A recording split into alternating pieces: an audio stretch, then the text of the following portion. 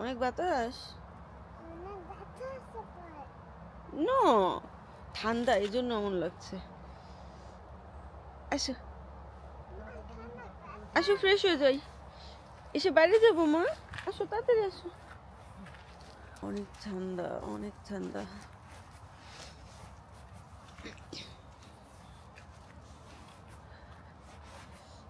Alberta আসবো আর ঠান্ডা খাবো না, তা তো হয় না।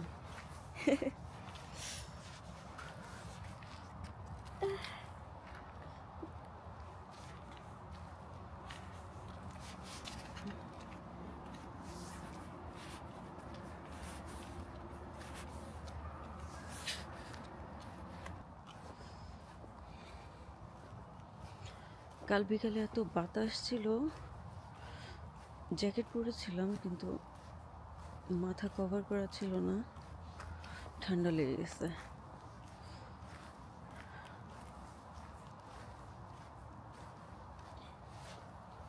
আসো মামি, পকেটে হাত দাও। হ্যাঁ, ভেরি গুড।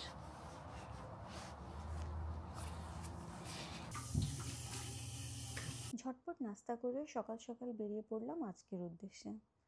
আজকে আমাদের দুইটা সাইট কভার করার ইচ্ছা আছে, পেতো লেক এবং বো লেক।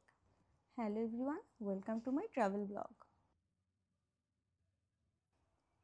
সকাল সকাল বের হওয়ার কারণ হচ্ছে পার্কিং প্রবলেম। পার্কিং কম থাকায় আর্লি ইন দ্য মর্নিং না গেলে পার্কিংয়ের জন্য অনেক হ্যাসেল হয়ে যায়, অনেক লাইনে দাঁড়িয়ে থাকতে হয়। কেউ যখন বেরিয়ে যায় তখন লাইনে যে ফার্স্টে থাকবে তাকে যেতে হয়। এই জন্য রেকমেন্ড করা হয় আর্লি ইন দ্য মর্নিং 9টার আগে আসলে ভালো, কারণ 10টার পর থেকে গ্যাদারিং শুরু হয়ে যায়। মানুষ বেশি থাকলে আপনি ভিউটাও এনজয় করতে পারবেন না। আর বলা হয় দিনের শেষে 4টা-5টার পরে গেলে তখন আস্তে আস্তে খালি হয়ে যায়, তখন পার্কিংয়ে আর কোনো প্রবলেম হয় না। এটা ছিল আমাদের ক্যানাডিয়ান রকিজের প্রথম দর্শন। সুবাহান আল্লাহ, এত সুন্দর, এত সুন্দর, যত দূর যাবেন খালি মুগ্ধতা ছড়াবে। রকি মাউন্টেনের ছবি দেখেছি, রকি মাউন্টেনের গল্প শুনেছি, কিন্তু চোখের দেখা আর ছবিতে দেখা কোনোভাবেই এক না। আমি ক্যামেরায় 10%ও এর সৌন্দর্য বন্দি করতে পারিনি। রকি মাউন্টেনের সৌন্দর্য এতটাই বিশাল। এই সময়টা আমরা দুজনে একটু ইমোশনাল হয়ে গিয়েছিলাম, এত বেশি বিভোর ছিলাম ক্লিপগুলো নেওয়ার সময়। বারবার আল্লাহর কাছে শুকরিয়া আদায় করছিলাম দুজন, যে আমরা কতটা সৌভাগ্যবান যে আল্লাহ নিজ চোখে আমাদেরকে তার এই সৃষ্টি দেখার সুযোগ করে দিয়েছেন। আলহামদুলিল্লাহ।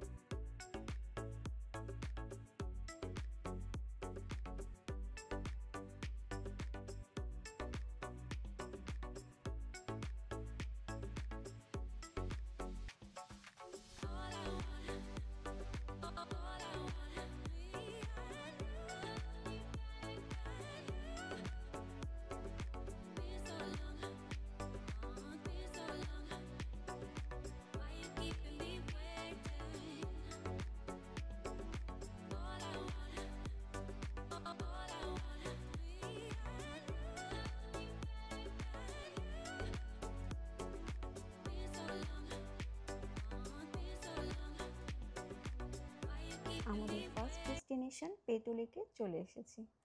এখানে রয়েছে 126টি গাড়ি পার্কিং স্পট এবং 11টি আরভি স্পট।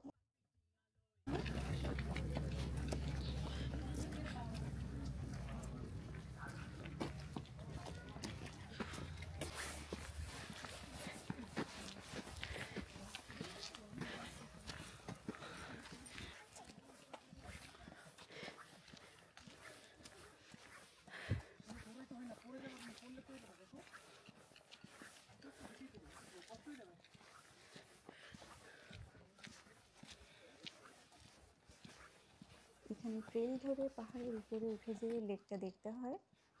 এত সকালে মেয়ের সে এনার্জি লেভেল দেখেন। তার বাবা বারবার বলছিল যে দৌড়াও না, হাঁপিয়ে যাবে, কষ্ট হয়ে যাবে আর যেতে পারবা না, সে পুরোটা দৌড়িয়েই সেখানে উঠেছে।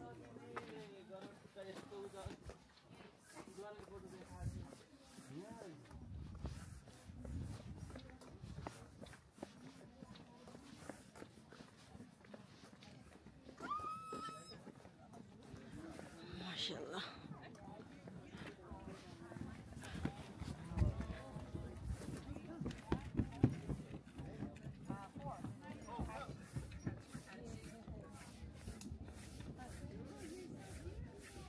মামি হাত ধরো। মেরে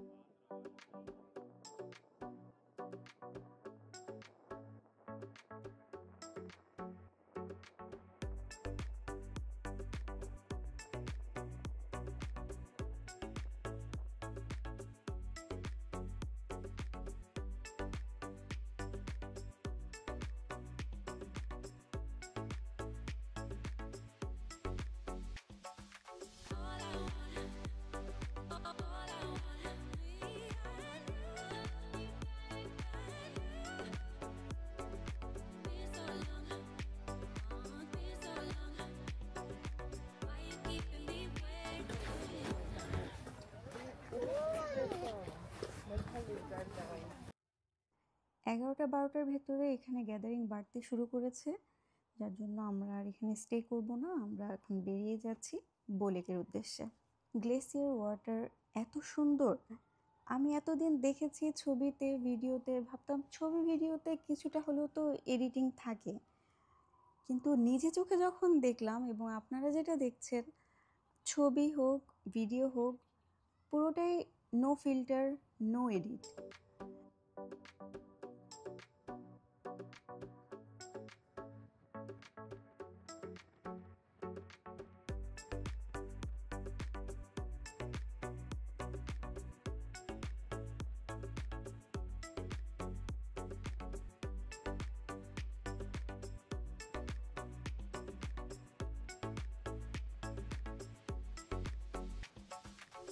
এই রাস্তায় যে একবার আসবে সে জীবনে বারবার আসতে চাইবে। সুবহানাল্লাহ, চোখ ভরা মুগ্ধতা নিয়ে ফিরে যাচ্ছি। বারবার মনে একটা কথাই আসছে, আল্লাহ তোমার সৃষ্টির তুলনা হয় না, এত নিখুঁত সৃষ্টি তুমি ছাড়া কারোর পক্ষে সম্ভব না।